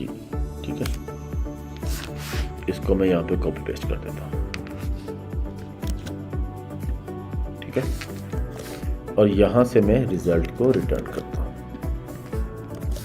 ठीक है, अभी मेरे हिसाब से ना, मैंने ये रिडंडेंसी है, राइट। मैं यहां पे क्यों पहले रिजल्ट को गेट कर रहा हूं फिर रिटर्न कर रहा हूं। ठीक है, अब देखते हैं कि GitHub Copilot इतना इंटेलिजेंट है कि नहीं कि इसको फिक्स करे। हाँ लेट्स सी, हाँ सिंप्लीफाई करते हैं, रन किया तो देखते हैं क्या यार, देखा। अब ये बहुत अच्छी एग्जांपल आई है आपके पास। अब इस एग्जांपल में क्या है कि आप पिक एंड चूज करो ना, आप पिक एंड चूज करो। आप चाहते हो कि आप लॉगिंग तो आपको चाहिए, ठीक है, लॉगिंग आप रिमूव नहीं करें, लेकिन ये बात आपको ठीक लग रही है, राइट, कि पहले मैं रिजल्ट को यहाँ पे एक वेरिएबल के अंदर फेच कर रहा हूँ फिर रिटर्न कर रहा हूँ। मैं डायरेक्टली क्यों रिटर्न करता हूँ? तो मुझे ये अच्छा लगा। ठीक है, तो मैं क्या करूँगा, मैं इसकी इस सजेशन को पकड़ूंगा, ये मुझे अच्छी लगी है, इसको मैं यूज़ कर लूँगा और इसको मैं डिलीट कर दूंगा। ठीक है, तो मेरा कोड सिंप्लीफाई हो गया। ठीक है, और क्या, ठीक है, इसके अलावा और मेरे पास आपको बताने के लिए क्या है, कि आप ये जो सारे स्लैश कमांड्स है ना, ये आप इनलाइन चैट के थ्रू भी रन कर सकते हैं। ठीक है, मैं कर चाहूँ स्लैश, ठीक है, slash explain, slash fix, slash talk, slash simplify, आपके पास सब अवेलेबल है। ठीक है, और अगर आपको आसानी चाहिए और आपको थोड़ी बहुत ईज प्रोवाइड करनी है तो आप क्या कर सकते हो, यहाँ पे आपके पास सारे के सारे in the form of smart actions भी अवेलेबल है। ठीक है, सिंप्लीफाई दिस, जनरेट डॉक्स। अगर आप टाइप नहीं करना चाहते हो चैट व्यू के अंदर और आप चाहते हो कि सीधा आपके क्लिक करने पे आपका कोड जनरेट हो जाए, तो आप ये भी कर सकते हो। ठीक है, तो ये था हमारे स्लैश कमांड्स, जिसको शॉर्टकट्स भी कह सकते हैं, और स्लैश कमांड्स और smart actions unit test write करने में कैसे हेल्प आउट करता है। ये जो यूनिट टेस्ट है, ये आपके किसी भी प्रोग्राम का एक लाज़िम मलज़ूम हिस्सा है। आपका कोड की कवरेज, आपका कोड को वैलिडेट करने के लिए, उसको ऑथेंटिकेट करने के लिए, वो सही फंक्शनली सही वर्क कर रहा है कि नहीं कर रहा है, उसके लिए आप यूनिट टेस्ट राइट करते हैं। ठीक है, और जो आपके यूनिट टेस्ट राइट करते हैं, कई जगहों पे तो इसकी कवरेज 100% भी रिक्वायर्ड होती है और इस पे आपका बहुत सारा टाइम इन्वेस्ट होता है। तो आज की इस वीडियो में हम देखेंगे कि जो टेस्ट केसेस आपने घंटे में राइट किया ना, वो टेस्ट आप कुछ मिनटों में कैसे राइट कर सकते हैं और GitHub Copilot आपको इस पे कैसे हेल्प आउट करता है। तो वीडियो में आगे बढ़ने से पहले मेरे चैनल को सब्सक्राइब कर दें और बेल आइकन को क्लिक कर लें, ताकि मैं आपको इस तरह की और मज़ेदार और इन्फॉर्मेटिव वीडियो आप तक पहुँचाता रहूँ। ठीक है, अब आगे चलते हैं। तो अभी तक जो पीछे हम लोगों ने वीडियोस देखी हैं, उसमें हमने मैथ ट्यूटर के हमने मैथड जनरेट करवाए हैं चैट व्यू के थ्रू। ठीक है, और फिर उसके बाद हमने स्लैश कमांड्स को भी देखा है। ठीक है, अब आज हम देखेंगे जो मैथ ट्यूटर क्लास हमने क्रिएट की हुई है ना, इसका मैंने अगर टेस्ट क्लास जनरेट करना तो मैं कैसे करूँगा। ठीक है, तो मैं क्या करता हूँ, मेरे पास एक स्लैश कमांड है, कौन सी, स्लैश टेस्ट। ठीक है, इसको मैंने रन किया। ठीक है, तो वो मेरे लिए यूनिट टेस्ट क्रिएट कर देगा। ऐसी है ना, देखिए उसने मेरे सारे यूनिट टेस्ट क्रिएट कर दिए। ठीक है, अब मैं क्या करता हूँ, मैं इस गेट को कॉपी करता हूँ। ठीक है, मैं जाता हूँ अपने कोड के अंदर, यहाँ पे जाके मैं न्यू क्लास क्रिएट करता हूँ। क्लास का नाम डालता हूँ मैं मैथ यूटिल टेस्ट, यही है ना। ठीक है, क्लास क्रिएट की मैंने। ठीक है, और इसके अंदर मैंने ये मेथड डाल दिया। ठीक है, अब वो मुझे क्या कहता है, वो तो मुझे एरर दे रहा है, एरर दे रहा है ना। दूसरी स्लैश कमांड को एग्जीक्यूट करते हैं, क्या फिक्स। ओके, कहते हैं भाई हमें बताओ कि मैंने क्या गलती की है उसमें। ठीक है, तो मैंने जब उसको किया तो अब वो मुझे क्या कहता है, वो मुझे कहता है कि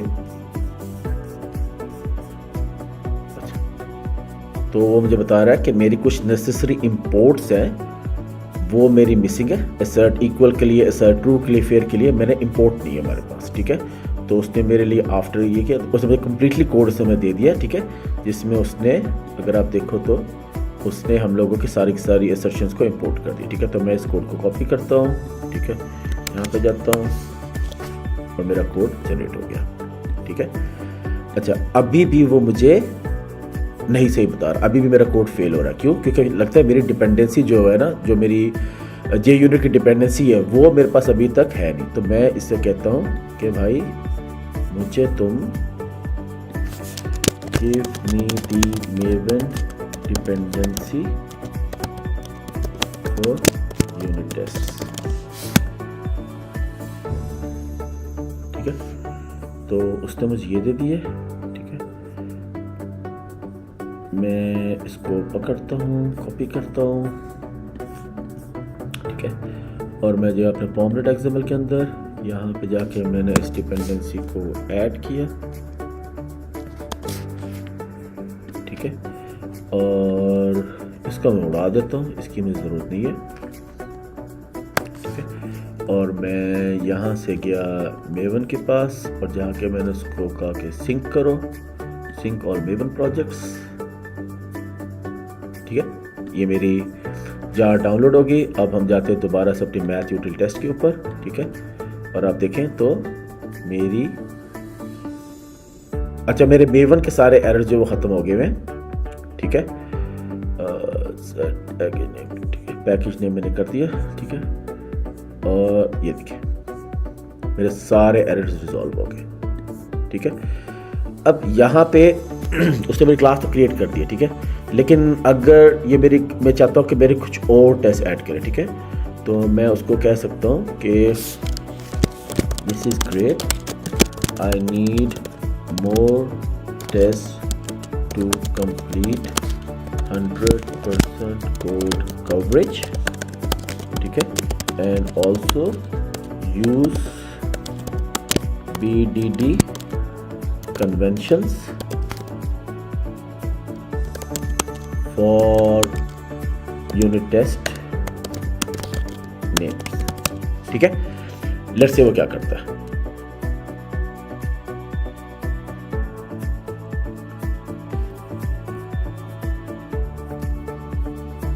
सही है, तो उसने मेरे लिए कुछ और टेस्ट पे जनरेट किए। ठीक है, और इन टेस्ट को भी मैं इसी तरह यहाँ पे ऐड करके और आगे जाके इसकी बाद आगे जाके मैं इसकी कवरेज को चेक करके दे सकता हूँ कि ये किस तरह से मेरे लिए यूनिट टेस्ट क्रिएट कर रहा है। ठीक है, तो अगर आपने देखा होगा तो हम लोगों के यूनिट टेस्ट इसने सारे क्रिएट कर दिए हैं। हम लोगों को जो बीच में एरर्स आए उसको भी ये रिजॉल्व करता रहा और हमारे लिए एक पूरी यूनिट टेस्ट की क्लास इसने ईजीली कुछ ही मिनटों के अंदर, मेरे ख्याल में 2 से 4 मिनटों के अंदर हमारी पूरी की पूरी मैथ यूटिल की क्लास की कवरेज को कंप्लीट कर दिया है।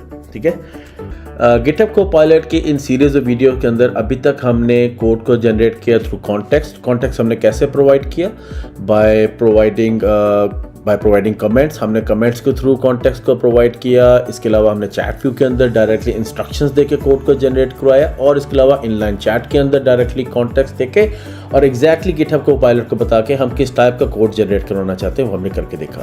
फिर स्लैश कमांड्स को हमने देखा हमने एरर्स को कैसे फिक्स करना है। इसके अलावा हमने लॉगिंग इम्प्लीमेंट करके देखा। अगर आपने इन सब को चीज़ों को नहीं देखा तो आप इस प्लेलिस्ट के अंदर पिछली सारी वीडियोस को जाके देख सकते हैं।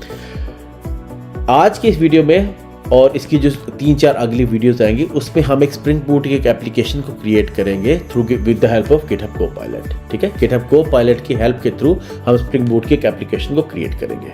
ठीक है, इसके पहले स्टेप के अंदर हम स्प्रिंग बूट का एक प्रोजेक्ट क्रिएट कर लेंगे, ये जो कि बहुत ही सिंपल 1 मिनट का काम है। लेकिन आगे बढ़ने से पहले आप मेरे चैनल को जाकर सब्सक्राइब कर लें और बेल आइकन को क्लिक कर लें ताकि मैं आप तक इस तरह की और इन्फॉर्मेटिव वीडियोस पहुंचाता रहूं। ठीक है, तो हम सबसे पहले जाते हैं स्प्रिंग आईओ के ऊपर। ठीक है, तो सबसे पहले हम जाते हैं स्प्रिंग इनिशियलाइजर के ऊपर। ठीक है, यहाँ पे हम लोगों ने ठीक है, तो ये मैंने अब प्रोजेक्ट जो ये सिलेक्ट हुआ है स्प्रिंग बूट के लेटेस्ट स्प्रिंग बूट को सिलेक्ट करते हैं। आर्टिफैक्ट नाम देते हैं मार्गरूट जो कि मेरी मॉम का नाम है। ठीक है, ओके, और हम जावा 21 को सिलेक्ट किया। इसके अलावा मैंने डिपेंडेंसी ऐड करनी है। ठीक है, तो मैं हमने स्प्रिंग बूट का प्रोजेक्ट क्रिएट कर लिया, हमने अपनी मॉडल लेयर बना ली और हमने अपनी रिपोजिटरी लेयर भी बना ली। अब इस वीडियो के अंदर हम सर्विस लेयर को भी और कंट्रोलर दोनों लेयर्स को with the help of GitHub Copilot create करेंगे। तो जल्दी से हम 2 नए पैकेजेस और क्रिएट कर लेते हैं। इस पैकेज का नाम मैं डालता हूँ सर्विसेज। इसके बाद मैं एक और पैकेज क्रिएट करता हूँ, इस पैकेज का नाम मैं डालता हूँ कंट्रोलर।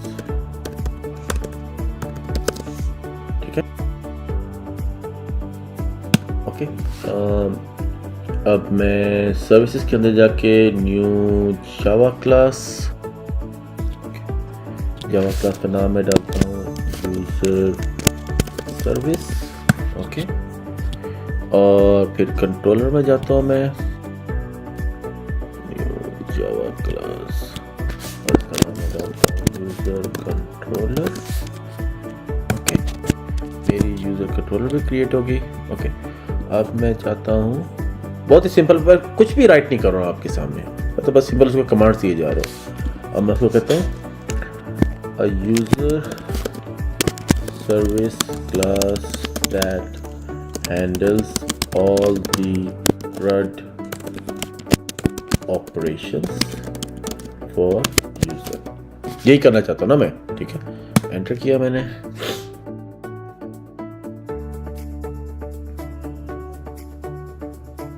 अच्छा, अब उसने मेरे लिए डिलीट यूज़र का भी मैटर क्रिएट कर दिया, अपडेट का भी कर दिया, गेट का भी कर दिया, गेट का यूज़र। ठीक है, सारे के सारे CRUD ऑपरेशंस यहाँ पे अवेलेबल है। इसको मैं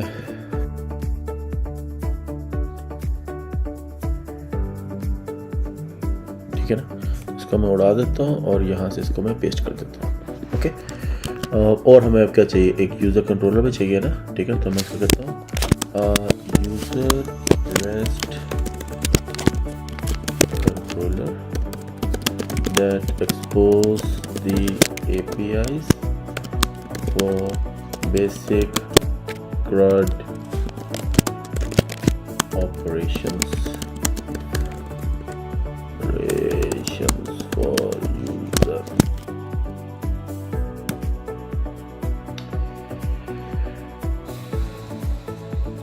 ठीक है, उसने मेरे लिए डिलीट यूज़र की भी API बना दी, अपडेट यूज़र की भी API बना दी, get all users, get user by ID, create, सब बना दिए ना। ठीक है, सारी इससे बना दी।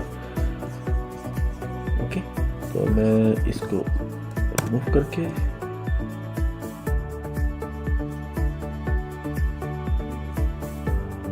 Move this. कितनी जल्दी you see right, controller, model, repository, service, all layers created।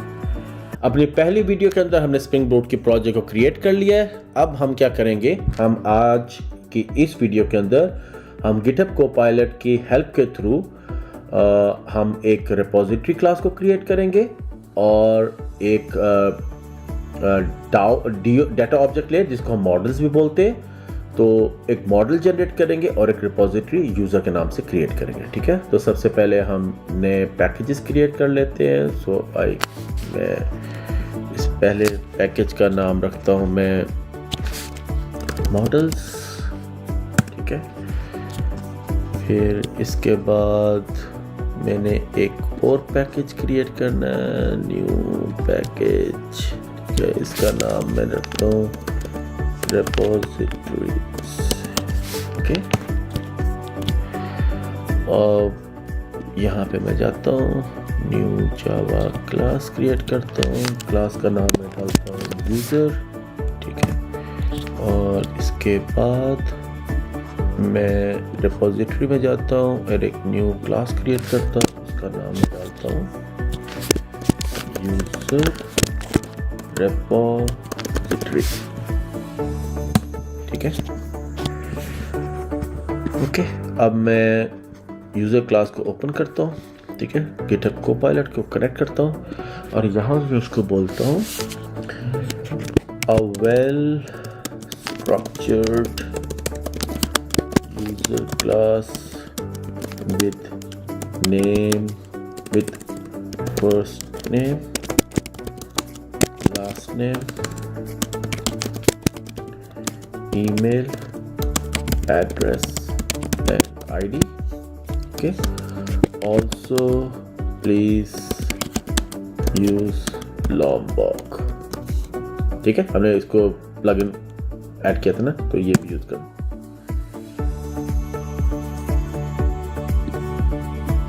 ये देखें ज़रा, उसने मेरे लिए डेटा ऑल आर कंस्ट्रक्टर, ठीक है, उसने मेरे लिए पूरी की पूरी क्लास को क्रिएट। अच्छा, मैं इसको कहता हूँ मुझे गेटर सेटर भी चाहिए, ठीक है, also I need getter setters in the class, ठीक है।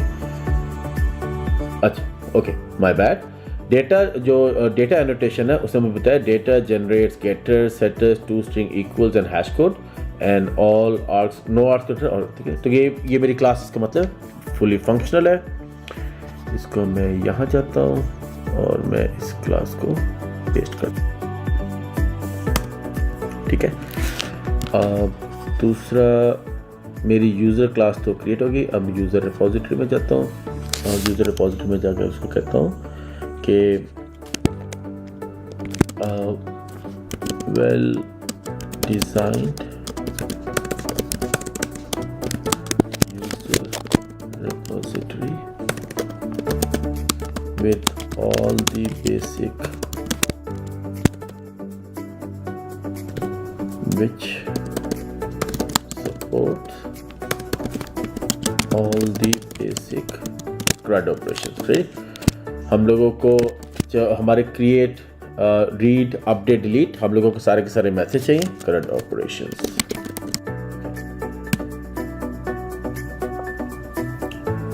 ये देखें, उसने मेरे लिए ये क्लास क्रिएट कर दिया है रिपोजिटरी।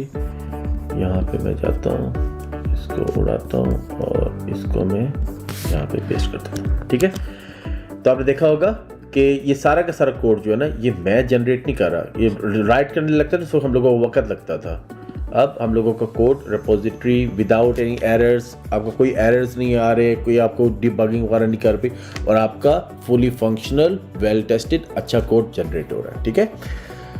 यहाँ पे इस वीडियो को ख़त्म करते हैं। मैं अपनी वीडियो को छोटा छोटा रखना चाहता हूँ ताकि लोग उसको कम्प्लीटली देख सकें। मैं सारे के सारे इस सारी की सारी स्प्रिंग बूट की एप्लीकेशन को जो भी डेवलप कर रहा हूँ उसको छोटे छोटे पार्ट्स में डिवाइड कर रहा हूँ ताकि आप उसको फुली एक ही गो के अंदर उसको देख सकें, ठीक है। गिटहब कोपायलट की इस सीरीज ऑफ लेक्चर में अभी हम जो कर रहे हैं वो ये कर रहे हैं कि स्प्रिंग बूट की एक एप्लीकेशन को गिटहब कोपायलट के थ्रू हम कैसे मिनटों में जनरेट कर सकते हैं, ठीक है। अगर आपने मेरी पिछली वीडियोस नहीं देखी तो आप जाके देख सकते हैं कि इसी प्लेलिस्ट के अंदर लेक्चर 11, 12 और 13 ये 4 से 5 मिनट की एक एक वीडियो है। इसमें अगर आप जाके देखें तो आपको पता चल जाएगा कि इसके स्प्रिंग बूट की एप्लीकेशन जनरेशन, उसके कंट्रोलर सर्विस और उसकी मॉडल्स और सर्विस लेयर को हम कैसे गिटहब कोपायलट की मदद से जनरेट कर सकते हैं, ठीक है। आज की इस वीडियो के अंदर अब हम ये देखने वाले हैं कि मैं चाहता हूँ, अब आप देखो ना, तो मेरा कंट्रोलर भी जनरेट हो चुका हुआ है, ठीक है। मेरी सर्विस लेयर भी जनरेट हो चुकी है, ठीक है। मेरी यूज़र रिपोजिटरी भी जनरेट हो चुकी है, ठीक है। और मेरा मॉडल जो मेरा ये सब का सब मैंने गिटहब कोपायलट के थ्रू ही जनरेट करवाया, ठीक है। अब आज मैं ये करना चाहता हूँ, मैं H2 डेटाबेस जनरेट यूज़ कर रहा हूँ। ठीक है।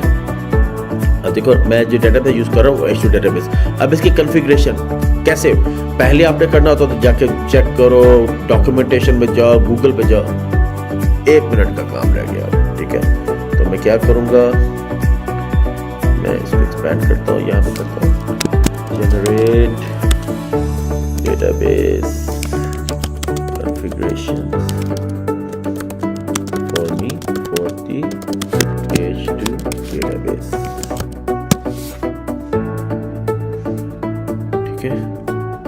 इसको यहाँ पर ले जाते हैं, ये देखिए मिनटों सेकेंडों के अंदर मेरी सारी की सारी डेटाबेस कॉन्फ़िगरेशन क्रिएट कर दी, ठीक है। मैं जाता हूँ एप्लीकेशन ऑफ ये रिसोर्स, ये पहले से ये जब मैंने प्रोजेक्ट क्रिएट किया ना स्प्रिंग बोर्ड का, तो मेरी एप्लीकेशन प्रॉपर्टीज ऑटोमेटिकली क्रिएट हो चुकी थी, ठीक है। मैं जाता हूँ यहाँ पे और अपना जो मेरा सबसे फेवरेट है यहाँ पे किया और मेरी सारी प्रॉपर्टीज आ गई, ठीक है। बस database configuration, H2 database configuration करने के लिए ये एक स्टेप था। होपफुली आपको समझ आ गई होगी। अब इससे अगली वीडियो के अंदर जो एक लास्ट वीडियो होगी स्प्रिंग बोर्ड की एप्लीकेशन को जनरेट करने के लिए, उसमें हम जाके इस सब को कंबाइन करेंगे और एप्लीकेशन को रन करके देखेंगे। टेक केयर ऑफ योरसेल्फ, अल्लाह हाफिज। Don't forget to subscribe, don't forget to like and comment my video. Take care of yourself, अल्लाह हाफिज।